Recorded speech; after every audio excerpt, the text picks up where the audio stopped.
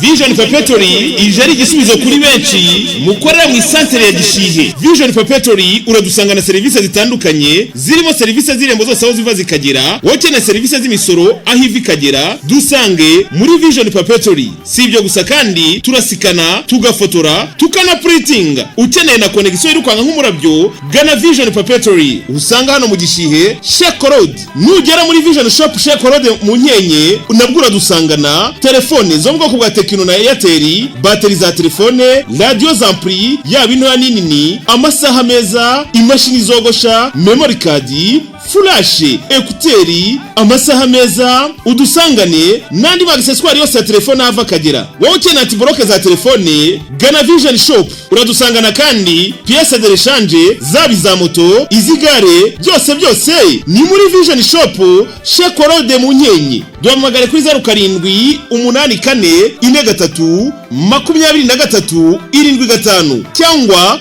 0787 mutugane tubahe serivisi inoze kandi yose.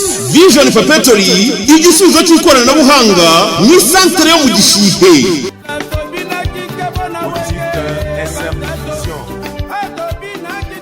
David Sama, Babu Sama.